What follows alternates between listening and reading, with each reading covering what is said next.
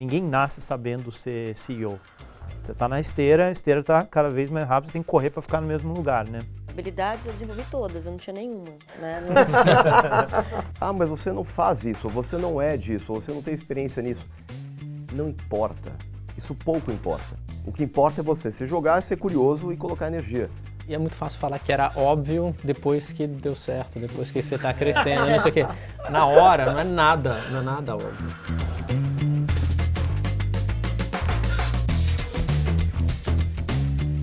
Olá, eu sou a Camila Junqueira, diretora de Cultura Empreendedora na Endeavor. Vamos fazer um bate-papo aqui, Endeavor e Sebrae, com as scale-ups, empresas de alto crescimento e que têm desafios característicos a isso. E todos em comum aqui também, empreendedores Endeavor. Então, queria apresentar Fabiana Salles, da Gesto Saúde, Guilherme Azevedo, Doutor Consulta, Thiago Alvarez, do Guia Bolso, e Eric Santos, da Resultados Digitais. Primeiro, muito obrigada pela presença de todos.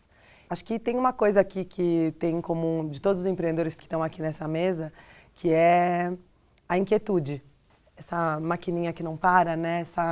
Vocês falaram todos do espaço mental ocupado que nunca cessa e dessa inquietude que move vocês a continuar fazendo o negócio crescer cada vez mais. Alguns, em algum estágio da vida, poderiam ter encerrado ali, não encerrado, mas a situação financeira confortável, o negócio às vezes chega num estágio que já vai gerar, se fosse o retorno financeiro, ele não teria por que continuar crescendo, mas vocês não param de crescer. Então a pergunta é, o que move vocês, né? Qual é essa motivação do crescimento ali? No caso do Doutor Consulta, a gente tem um problema seríssimo de saúde no Brasil. A maioria dos países tem, cada um no seu formato, né?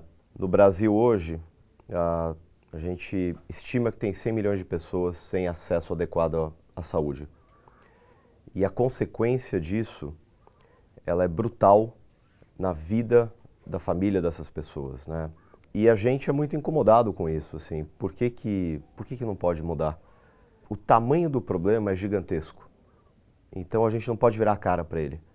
Então a gente resolveu olhar esse problema e falar, bom, como é que resolve isso? E então a gente se propôs a tentar achar uma solução para resolver, para contribuir na solução. Só que são 100 milhões de pessoas. Hoje a gente atende 500 mil. Então assim, nós só estamos começando. A gente acabou de passar a arrebentação. O problema está aí para ser atacado. Mas é um senso de responsabilidade. Totalmente.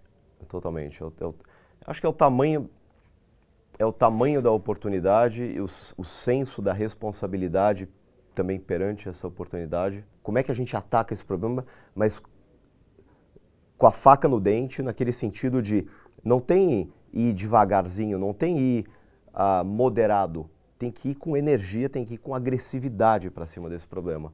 E tem que andar muito rápido. Você vê, assim, cara, você usou a analogia do mar, lá no Guia Bolso eu uso sempre a analogia da floresta, assim, você chegou, tá numa floresta, você não sabe nem para onde você vai, mas você sabe que tem oportunidade para tudo quanto é lado, e você tem que simplesmente desbravar aquilo. E cada vez que como a gente tem essa missão, que assim, cara, é uma missão também assim, de muito ambiciosa, acho que a missão já, pelo fato de ser ambiciosa, ela já faz com que você o tempo todo esteja enxergando oportunidade. Uhum. Então você está o tempo todo enxergando que dá para fazer mais, e você vê oportunidade em todo lugar que você vê. Antes de criar o Guia Bolso era engraçado que eu saía com a minha esposa, assim, qualquer situação que eu tava, eu era consultora antes, mas qualquer situação que eu tivesse, eu tava também vendo assim, será que isso aqui pode ser melhor? Será que dá para fazer diferença? Tava num restaurante, tava analisando o restaurante ali para ver se, sabe? Então, acho que também tem um outro lado da natureza ser inquieta, sabe?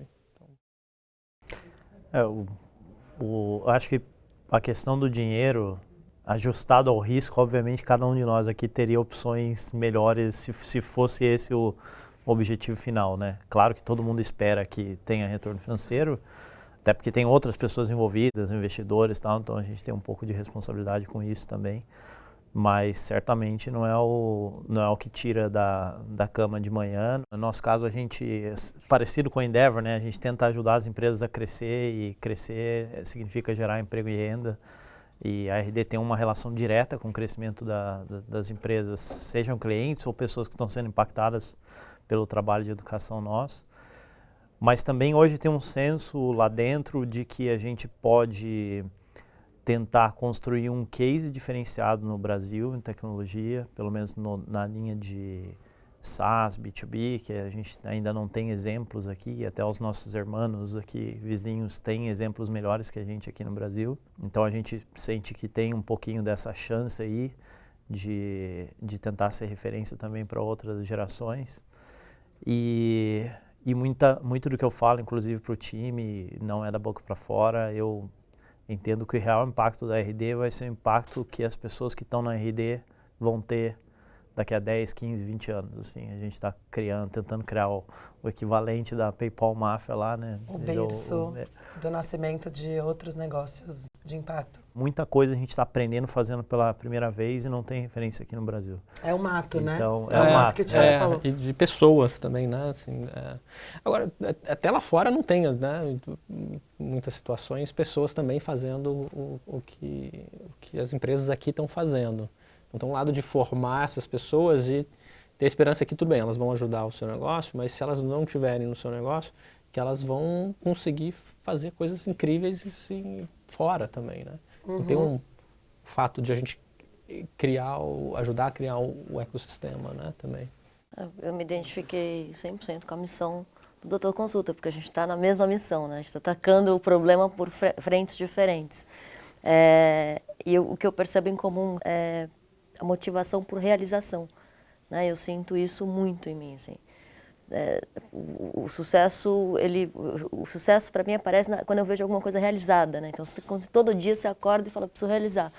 Então, esse senso essa motivação por realização, eu lembrei, eu vi isso num curso uma vez, o facilitador dando o exemplo de um empreendedor motivado com Bugsy. Né? Vocês assistiram esse filme, não? Quando ele constrói o primeiro hotel em Las Vegas, já está totalmente quebrado, mas ele quer ver o hotel construído, né? Tipo, não importa mais nada, o que importa é coisa pagar, pôr dinheiro dele para ver o hotel construído. Então, eu acho que um pouco dessa loucura, assim, que passa por cima de tudo para realizar, né? Acima por tudo, nem tudo. Não todos, não né? todos, não, Não isso. todos. De tudo, todos os problemas, não das pessoas, mas porque aí não tem realização também. É um pouco clichê, assim, de conselho para o empreendedor, essa história de procure a paixão, faça o negócio estar apaixonado e tal. E tem um cara que chama Cal Newport, não sei se vocês conhecem ele, mas ele escreveu um livro que chama Be So Good They Can't Ignore You. E na verdade, ele é um acadêmico super conhecido e tal, um ótimo palestrante, inclusive tem vídeo dele online aí para quem quiser assistir, mas toda a tese que ele construiu ali foi em cima de outros trabalhos também, que foi na linha de, na verdade, as pessoas mais bem-sucedidas, elas não são apaixonadas por algo e depois desenvolvem algo em cima dessa paixão. Elas ficam tão boas naquilo que elas acabam ficando apaixonadas por aquilo depois. E ele usa como analogia a própria história do Jobs. Que o Jobs começou a carreira tentando seguir a paixão dele. E não deu certo, né? A paixão que ele tinha lá, naquela coisa lá na época universitária dele. E depois ele, quando encontrou com o Wozniak, meio que achou uma coisa que ele tinha claramente talento e estava numa jornada ali que eles conseguiram fazer, né, as versões iniciais lá de produto da Apple. Aí ele se apaixonou por aquilo lá porque ele era muito bom naquilo, né? E ele conseguia fazer algo diferenciado. Então, acho que um pouco pegando na linha ali, não ficar travado esperando a oportunidade ou a coisa que você está obcecado. A epifania ali, né? Nossa, agora achei meu chamado. Não, tem um monte de problema concreto, real. Claro, você tem que olhar a oportunidade de mercado, conhecimento de domínio, tudo isso ajuda. Mas tem problema concreto, quando você se coloca para resolver ele e começa a ter progresso com aquilo lá, eu acho que aquilo vai retroalimentando e vai dando essa energia, esse gás de novo. Além de construir uma grande empresa, vocês ainda têm a missão de multiplicar o impacto de vocês de várias formas para outros empreendedores, e eu sei que isso às vezes vem com desafios, vem com provações, assim, tem que superar vários obstáculos, tem que abrir mão de muita coisa no meio do caminho, tem que fazer escolhas que muitas vezes são difíceis, né? Então, qual é a grande questão aí pessoal que vocês estão abrindo mão pelo negócio hoje? Eric. Eu acho que no meu caso, muita viagem. Então tenho viajado muito e aí cada viagem obviamente é tempo fora de casa, tempo longe do filho e tal. Então acho que é talvez a concessão maior nesse momento aí. O meu é a maternidade, né? Eu posterguei a maternidade, estou com 38 anos, fiz congelamento de embriões.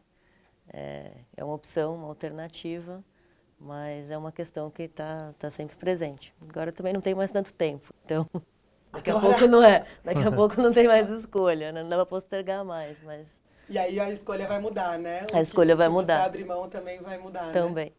Acho que para mim é espaço na minha cabeça, assim, o negócio hoje toma 110% do meu tempo mental.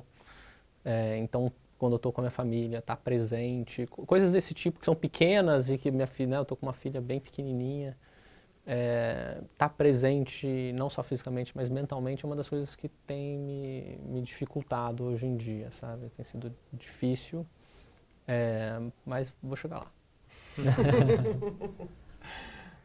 Eu acho que no meu caso é me desconectar quando eu estou com a minha família. É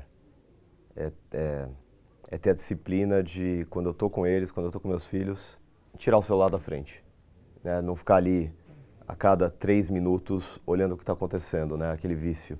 Queria explorar um pouco esse lado, agora que a gente já está mais quente aqui na conversa. Uma dor aí marcante que gerou um aprendizado relevante que vale compartilhar aqui. São algumas demissões, né? São alguns pedidos de demissão, né?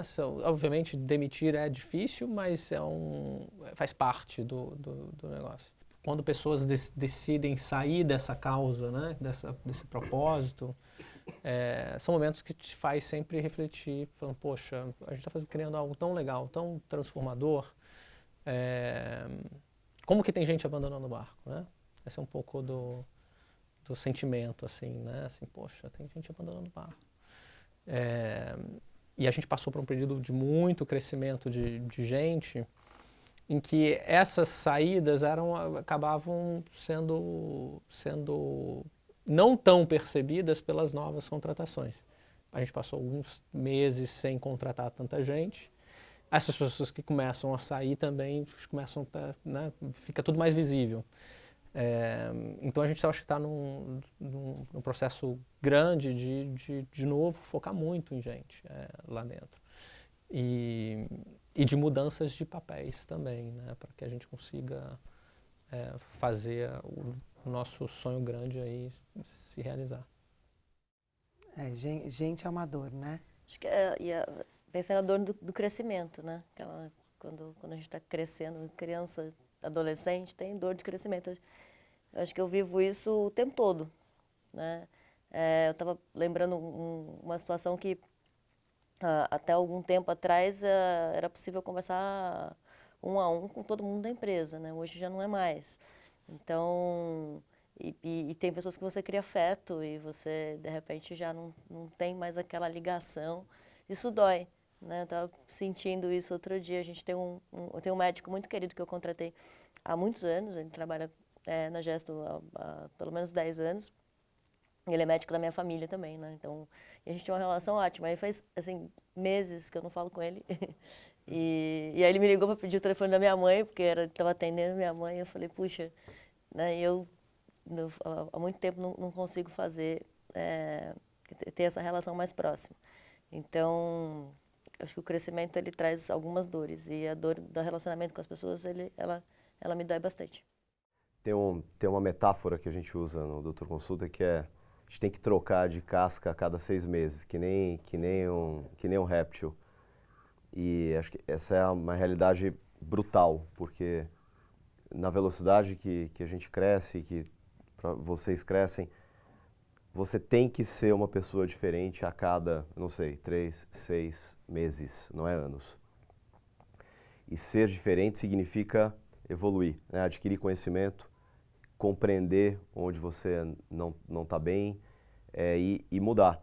E isso envolve também você deixar coisas que você faz para trás, né? Mas eu sou bom fazendo isso. Tá bom, mas a empresa precisa de você para fazer outra coisa. Hoje eu toco gente no Doutor Consulta. 2 anos eu toquei finanças. Tenho que deixar finanças ir e fazer gente.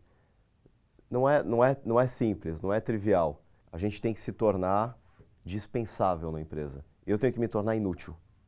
Se eu conseguir atingir esse objetivo, significa que as pessoas que a gente trouxe e a forma como elas evoluíram deu certo. E a gente conseguiu criar um time melhor que a gente. Então, acho que no final, as dores de você se transformar, elas têm um final que é mais dolorido ainda, que é no final eu tenho que sair. Assim, é meio cruel você pensar desse jeito, mas é a melhor forma que tem para você pensar que você vai conseguir montar um time melhor que você. E você já pensa desde já? Desde sempre. Mas eu acho que, concordando aqui, mas não necessariamente o outcome tem que ser sair, né? Eu acho que você tem que trabalhar para ser substituível, mas desafios, oportunidades sempre vão aparecer também. Indo um pouquinho além, ainda eu diria assim que, olhando um pouco o nosso histórico e o meu papel dentro da RD, eu acho que tem comportamentos que eu sempre tive que foram fundamentais para trazer a RD até aqui, que são totalmente nocivos hoje. Vou dar um exemplo. Eu falei da história de benchmarking, eu sempre fui um cara que fui atrás disso, né? Então eu ia a conferência de Customer Success lá fora, de vendas, de produto, não sei o quê, e vinha e puxava os caras, vamos fazer assim, vamos puxar, fala com fulano, fala com Beltrano, olha esse blog, olha esse site e tal. E isso foi muito importante para esticar todo mundo. Hoje, esse comportamento meu é totalmente nocivo, porque o fato de eu saber mais ou menos o que eles sabem faz com que eu queira me meter numa coisa que eu não deveria estar me metendo mais. Eu sou um pouco mais centralizador, assim, né? Então, se eu acabo achando que eu sei que eu deveria estar construindo junto ou dando pitaco, eu acabo me metendo. E eu acho que à medida que vai avançando, a empresa vai crescendo, isso vai tendendo a ser mais generalista, né? Então, saber de mais coisas com menos profundidade, mas saber o mínimo suficiente para ter discussões de alto nível com os liderados, né? Porque senão também ele não entende que você está compreendendo o tipo de problema que ele tem. E aí, claro, tem que ter gente melhor do que eu, eles têm que ter a confiança, né? Obviamente o direcionamento, mas tem que ter a confiança e a autonomia. E então esse comportamento que foi super importante para desenvolver a RD, eu olho hoje e falo, caramba, é meio paradoxo, mas eu fico falando assim, na verdade eu não deveria nem estar aprendendo certas coisas assim, porque eu fico, é sério, eu tenho que mudar, né? Exatamente, eu tenho que mudar meu paradigma, né? Olhar outras coisas, né? Aprender outras coisas.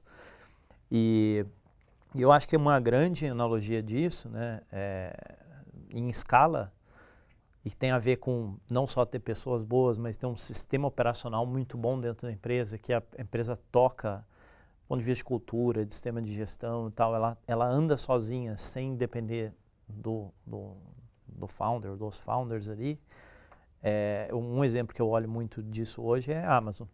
Eles têm múltiplos business, todos eles são transformadores, todos eles estão, se já não são líderes, estão caminhando para ser líder da sua vertical. Não é por isso que o Jeff Bezos é menos relevante para a Amazon. Ele é super importante para a Amazon, mas ele é totalmente substituível hoje. Se tirar o Jeff Bezos lá, a Amazon vai continuar andando igual. Porque o cara botou uma maquininha lá de executivo e de sistema operacional que ela anda sozinha. O processo de recrutar gente tem que ser um processo muito robusto e escalável numa empresa na nossa fase.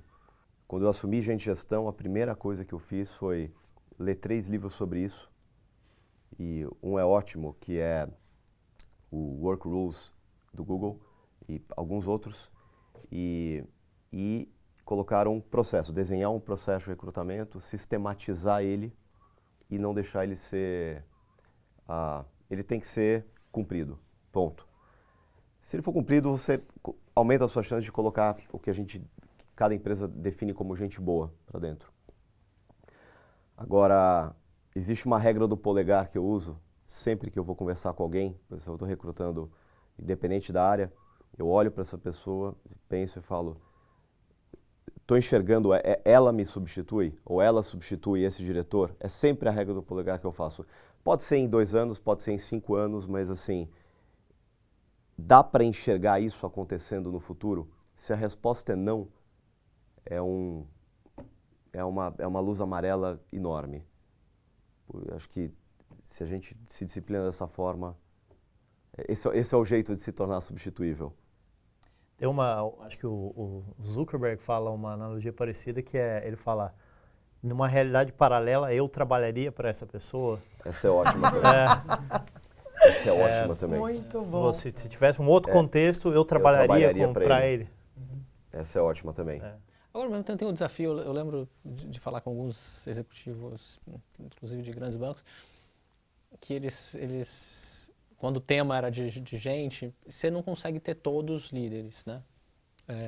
E todos com alto potencial. Você tem que ter gente, no final das contas, que está na operação carregando o piano. Era essa, inclusive, a analogia. Aí eu pergunto, será que essa regra serve para todos ou serve só para as pessoas e para posições que vocês estão vendo como autogestão, ou mesmo para a gente que vai estar na operação e que vai precisar, né? É um bom ponto. Esse exemplo que eu estou dando, ele funciona, por exemplo, no nosso programa de trainees. Então, o nosso programa de trainees, a gente leva ele super a sério. Ele é o celeiro dos futuros líderes do Doutor Consulta. E essa regra do polegar se aplica a eles e se aplica quando a gente vai trazer alguém de média gerência para cima. Aliás, trazer média gerência é um fracasso para a gente, porque significa que a gente não plantou o nosso programa de trainees no tempo certo ou no volume de pessoas certo. Agora, nas posições operacionais, você tem que ter clareza da trilha de carreira. Então, assim, você tem que ter, de novo, processo, né? Descrição da função, uma trilha de atividades, trilha de carreira. Aí, dependendo da função, uma função operacional, se ela tem uma trilha de carreira que essa vaga pode se tornar um gestor de um centro médico, a gente vai usar a regra do polegar. Assim, eu vejo essa pessoa se tornando um futuro gestor de centro médico. E o gestor de centro médico que entrevista tem que se fazer essa pergunta e tem que ser disciplinado para conseguir respondê-la. Então, no final, ela acaba valendo para todas as posições. Em algum momento você vai fazer essa pergunta, né? Alguma adaptação ali, né? Até porque eu acho que a realidade nossa hoje, provavelmente, não sei, vocês imagino que seja parecido, a gente não se envolve diretamente em todas as contratações. Então, a gente está falando de média gerência ou alta gerência dentro da empresa. Então, fica mais evidente essa coisa, né? Mas ela traz uma falsa premissa de que a pessoa, para se desenvolver, ela precisa ser líder e gerenciar times, né? Um contribuidor individual que não tem time, não lidera, ele pode ser tão mais importante para a companhia de base tecnológica, a gente sabe disso, do que um líder, né? E ele tem que ver tantas ou até mais oportunidades de desenvolvimento dele pessoal do que se ele entrar na track de gestão. Então, muitas vezes, esse contribuidor individual, a pergunta não vai ser exatamente essa. Eu veria trabalhando para ele, porque nem é o métier dele, nem é onde ele vai desempenhar o melhor papel. Mas alguma analogia nesse sentido ou eu vejo aquela pessoa como referência, ou eu respeito ela tecnicamente pelo que ela está fazendo. Legal. Vocês têm em comum essa questão de ter uma empresa que está crescendo muito e rápido, né? Tem coisas que ajudaram vocês a construir esse negócio que são Inatas, né? Que já veio junto com vocês, que vocês foram desenvolvendo ao longo da vida. Mas que habilidades vocês tiveram que desenvolver que não era natural, mas que se fez necessário para levar o negócio? A Fabi tem a história do risco, queria que você compartilhasse um pouco isso. Eu acho assim, habilidades eu desenvolvi todas, eu não tinha nenhuma, né? Não, Algumas tirando, acho que tirando a motivação por realização, né, que vai empurrando, o resto eu fui aprendendo. Eu fiz engenharia, não fiz nem formação para tocar um negócio, montar e tocar um negócio, muito menos um negócio de alto impacto. Enfim, acho que essas habilidades a gente vai desenvolvendo, vai aprendendo, vai trocando, vai agregando no time, vai montando o time, que é uma habilidade que eu acho que as mulheres acabam deixando de lado, que é de tomar riscos, né? Então a gente tem muitas mulheres empreendedoras na base, né, nos pequenos negócios, e quanto maior o impacto do negócio, menos mulheres. Então é algo que estou sempre desenvolvendo, assim, né? Sempre me provocando e exercitando a tomada de risco nas coisas mais diversas, tipo, vamos saltar de asa delta, vamos fazer alguma coisa para dar uma adrenalina e tomar um risco, ver que as coisas ficam bem, mesmo quando você toma um risco. Você desce viva? Você desce vivo, isso. E eu sei que isso tem uma função importante no cérebro, né? A gente começa a fazer novas sinapses quando você faz uma atividade de risco e você consegue tomar risco em outros lugares. Nesse ponto, Camila, eu acho que se eu olhar para trás da minha vida, eu me joguei em tanta coisa diferente. Eu acho que assim, a gente se submete às caixinhas. Uhum. As pessoas... É uma escolha você se submeter que te coloquem em caixinha ou que você se coloque em caixinha. Eu acho que assim, não tem que ter caixa nenhuma. Se olhar para trás, eu sou um cara de finanças. Eu fiz GV e trabalhei 5 anos em banco de investimento. Depois eu me joguei em internet. Aí eu me joguei em criação de peixe. Eu me joguei em logística. Eu já fui assim... Eu acho que eu já fiz todos os tipos de papéis possíveis. As grandes caixas de uma empresa, eu já me coloquei nessa posição. Uhum. Mas você não faz isso, ou você não é disso, ou você não tem experiência nisso. Não importa. Isso pouco importa. O que importa é você se jogar, ser curioso e colocar energia. Então, assim... Às vezes é até o contrário, né? Você tem experiência, tem um modelo mental meio travado ali em cima. Ótimo daquela... ponto. Eu nunca tinha tido experiência na área da saúde. Então você via com outros olhos, né? Não tinha... Quando eu entrei no Doutor Consulta, o Tomás já estava tocando o Doutor Consulta há 2 anos.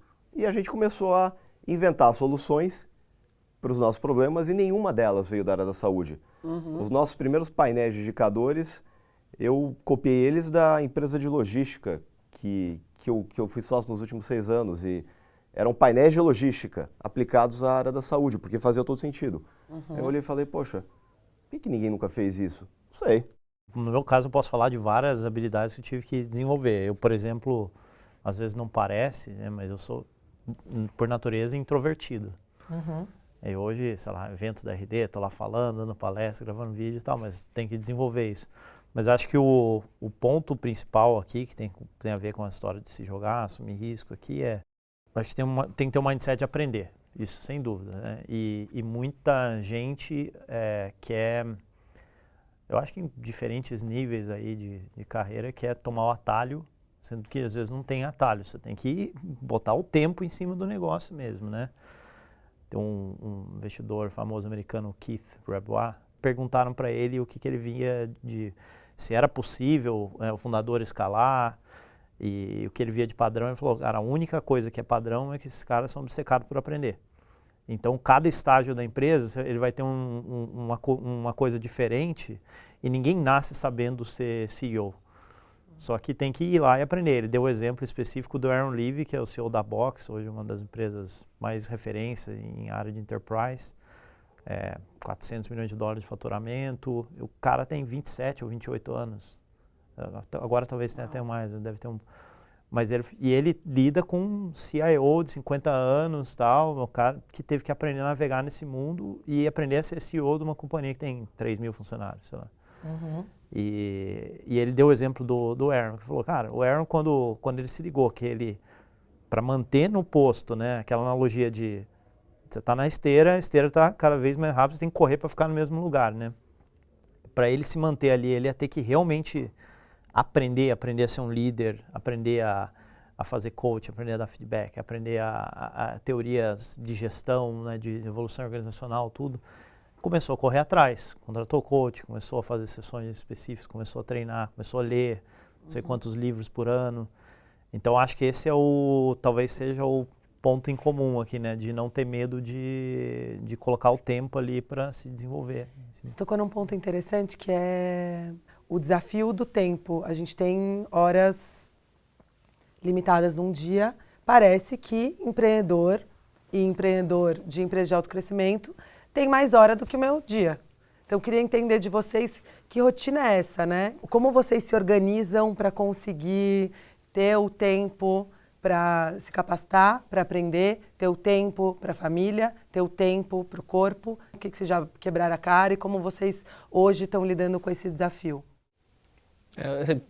No meu caso, eu acabei vendo o tempo não só como o meu tempo, mas como o tempo do time. Acho muito difícil, para mim, pelo menos, desassociar isso. Inclusive, quando eu estou vendo que eu estou gastando muito tempo com algo, sempre me questiono, será que deveria, a não ser que seja gente, mas se eu estou gastando tempo com outras coisas, será que eu deveria estar gastando tempo com isso? E eu acho que, à medida que a gente vai crescendo e crescendo e crescendo, você vai fazendo cada vez menos, na verdade. Você vai tendo que delegar cada vez mais, ter gente boa ali, garantir que a direção está clara, que as coisas estão simples e que as pessoas estão engajadas e motivadas para fazer aquilo. Então, o tempo vai migrando muito. Eu me lembro, assim, eu ficava discutindo cor de botão, assim, sabe, da tela, sabe, no começo. Era isso, né? Pô, será que faz vermelho, verde, azul?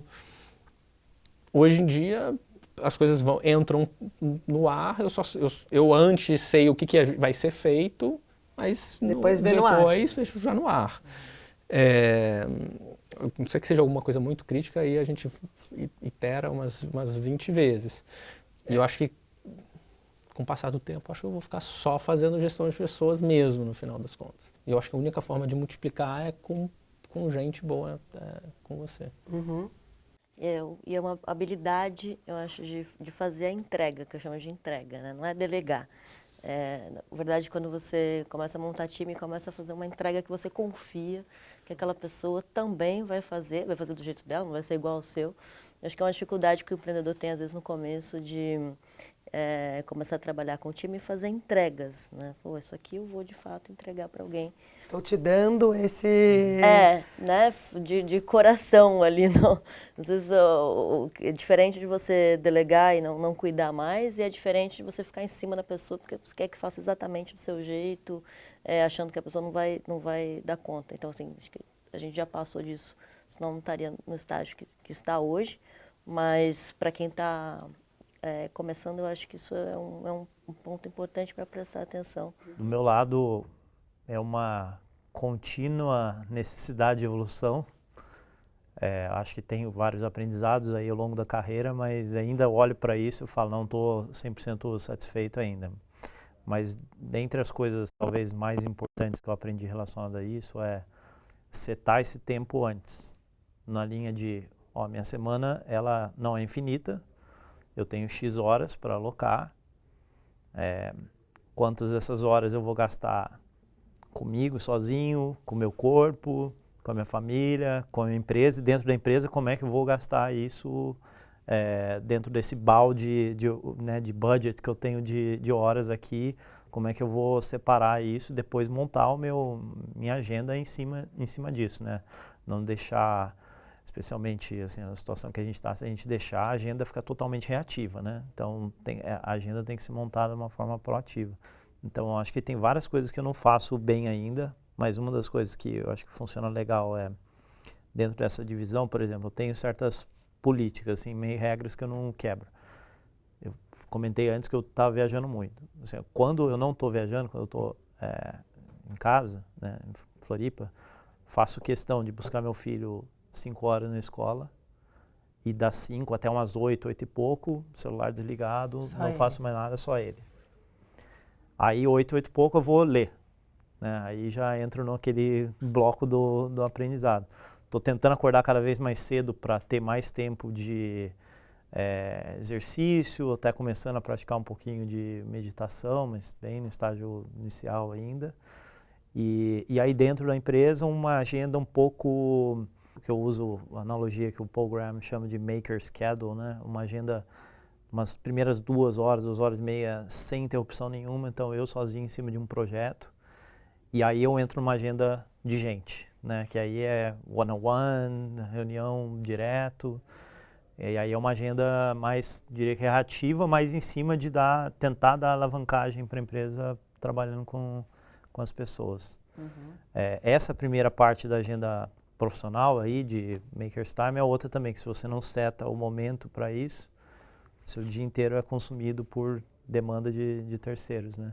E aí eu tento trabalhar nessa agenda em coisas que eu acho que são bem específicas da minha job e da minha responsabilidade da empresa. Então, setar e comunicar estratégia, questões relacionadas a fundraising, quando tem que fazer, muito de construção de deck, planilhas, as coisas vão para esse horário, ou até tipo, mapear as próximas contratações sênior, esse tipo de coisa que eu tento usar esse horário para fazer. E aí o resto do dia acaba sendo como é que eu posso ajudar as pessoas que estão mais próximas. Outro dia, um sócio nosso usou um termo que eu adorei, que ele chamou de engenharia de agenda. Ele falou, a gente subestima a importância e a complexidade e o trabalho que dá você fazer uma boa engenharia de agenda. E junto com isso vem o termo de disciplina militar. Então, né, no assunto agenda, disciplina, agenda pessoal, disciplina é liberdade. Então, eu acho que o segredo e eu o persigo, eu não estou lá. Você não tem a resposta, você está buscando? Mas para mim é muito claro que se você tem clareza nos objetivos da empresa e os seus objetivos pessoais, se o teu tempo está conectado com as atividades necessárias para bater aquelas metas, você está alinhado. E acho que o segredo da disciplina é falar não para a maioria das coisas que te pedem, que não estão conectadas com as alavancas que vão fazer você bater meta. A engenharia da agenda é você deixar o teu tempo pré-definido para todas essas coisas que você tem que fazer e não abrir mão. Assim, não existe furar a agenda. Não existe, não, é isso que está aqui na minha agenda, não, é só dessa vez que eu vou furar. E daí você se torna permissivo. E daí você perde a engenharia de agenda. Vocês conscientemente fazem algo que estimula a disciplina, estimula a ter disciplina? Esporte é um ótimo começo e um ótimo meio para disciplina. Porque, primeiro voltando à engenharia da agenda, é você ter os seus horários de esporte e eles são sagrados. Né? Nada pode furar teu esporte. E outra coisa é que a atividade esportiva em si, você tem que tratar ela da mesma forma que você trata o teu dia a dia de trabalho. Então, assim, tem que ter meta, tem que medir e você tem que querer chegar em algum lugar. Não é fazer esporte por fazer, não é ir para academia. Então, no caso da minha natação, eu meço tudo, eu tenho tempo para tudo, meu treinador me puxa, se eu fico para trás, me incomoda. Então, acho que assim, a disciplina do esporte, ela é muito, a analogia é ótima para a disciplina do trabalho. Quais são os esportes aqui? Você faz Natação e pesca submarina. pesca submarina. Natação para a pesca submarina? Sim. O objetivo. Então vamos lá, ótimo. O objetivo é pesca submarina. O meio para chegar lá, porque não dá para pescar todo dia, óbvio, é treinar, usar natação para treinar e ficar preparado para ela. Legal. Meu objetivo é a cerveja, o meio é o futebol. Brincadeira. É isso aí. Não, mas disciplina, até assim, eu acho que eu tenho um perfil bem diferente do Gui nesse sentido. Eu tenho que treinar a disciplina, né? porque não é veio natural. natural. E eu nunca fiz como moleque, eu sempre joguei futebol quando era moleque, mas futebol intrinsecamente é uma coisa meio não disciplinada, assim, você tem que treinar e tal, mas a gente está cansado de ver exemplos, inclusive, de profissionais de primeiro nível que não são exemplos de atletas disciplinados, né? Uhum. Mas eu concordo, assim, eu acho que é uma forma de, inclusive, desenvolver esse músculo profissional depois da disciplina, da agenda. E eu acho que ela é construível, né? Você pode ir treinando como qualquer músculo e desenvolvendo. A gente está chegando ao fim aqui desse papo e queria retomar a história do erro com uma outra visão agora, que é a visão do que vocês aprenderam com o erro, né? Vocês, para muitos empreendedores, já estão nesse nível de mentor, né? Então, tem muitos empreendedores que provavelmente vão assistir a gente, que esperam um dia ter uma empresa no estágio que vocês estão hoje, esperam um dia construir um negócio que cresce na velocidade que vocês crescem e estão tentando fazer isso, né? Que conselho vocês se dariam se vocês estivessem nessa etapa? Então, hoje, com tudo que vocês sabem e tal, que conselho você, Eric, daria para o Eric de 10 anos atrás ali, ou o Eric quando estava começando a RD? Tem muita coisa que a gente errou e aprendeu que acho que Foi importante. faz parte, né? Até porque se a gente for fazer uma super engenharia em cima de todos os aspectos da empresa, a gente não avança. Vamos pegar um exemplo específico, produto. Se o produto não der pau, quer dizer que você não botou ele no... Algum momento vai dar problema. E eu acho que faz parte do negócio, sim. Mas mais especificamente, eu acho que 2 aprendizados que se eu fosse fazer de novo, eu prestaria mais atenção desde o início. Um é nesse desenvolvimento de lideranças, pipeline de liderança para o time.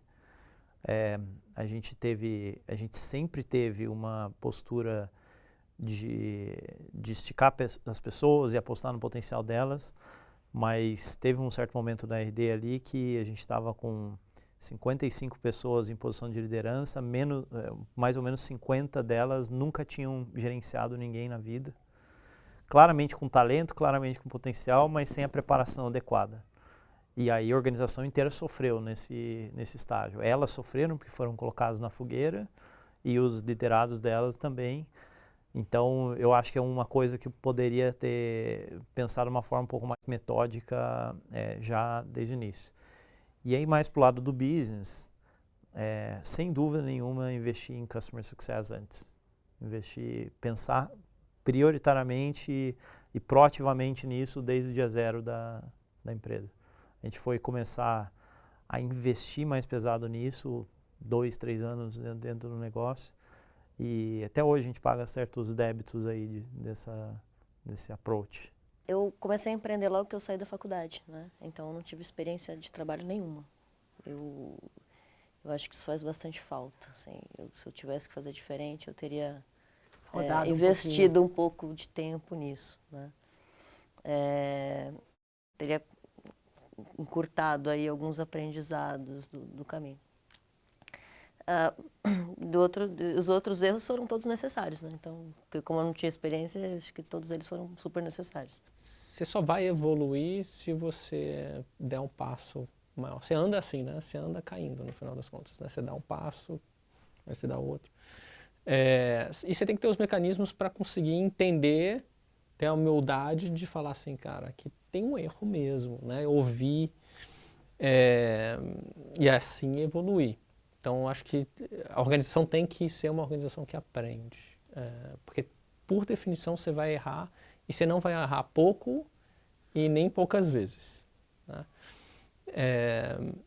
Mas eu acho que se tivesse uma coisa que eu reforçaria assim, é não abrir mão dos valores, não abrir mão das pessoas. Eu acho que em alguns momentos a gente falou, vamos abaixar a cabeça e remar aqui, e depois, daqui a alguns meses, a gente olha para frente de novo e invariavelmente, enquanto você está remando, você está no final das contas, assim, o barco pode estar afundando. A jornada é mais dolorosa quando você faz isso, é mais doído. Eu acho que é menos sustentável também. Então, acho que não abrir mão dos valores das pessoas, eu acho que é uma das coisas muito importantes ali pra gente. Eu acho que das empresas que eu já cofundei, os negócios que eu já fiz, o maior aprendizado que fica é quando eu fui atrás do dinheiro, deu tudo errado. Quando eu usei uma lógica, aquela lógica do não, essa oportunidade faz sentido, mas não existe uma conexão emocional ou não existe uma conexão pessoal sua com aquela atividade, não deu certo. As coisas com que eu tinha uma conexão porque as pessoas falam, eu sou um cara de coração grande, por exemplo. E a área da saúde, você ajuda as pessoas, você melhora a vida das pessoas. Então, eu tenho uma conexão bem íntima com esse propósito. E está dando certo. Então, eu acho que assim, você precisa achar a sua conexão. Você não pode fazer um negócio simplesmente olhando e falando, isso faz sentido e vai dar dinheiro. Não é, né? Não faça isso. É o maior erro que você pode cometer. Muito bom. Então, gente, obrigada por esse bate-papo alto nível aqui. Aproveitar e agradecer a todos vocês que assistiram aqui até o final. Espero que tenha ajudado. Obrigada. Até a próxima.